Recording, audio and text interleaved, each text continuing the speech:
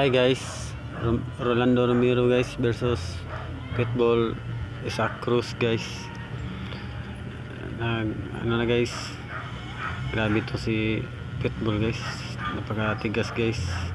Yan si Romero guys, parang si ano guys, si Mayweather guys.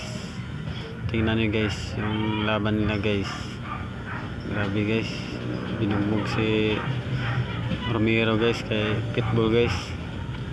Walang halos patama yun si Romero guys, lahat ng nakatama si Pitbull lang guys. Knockout pa yun si Romero guys, standing knockout guys, kaya panalo si Pitbull Isaac Cruz guys. Ito guys,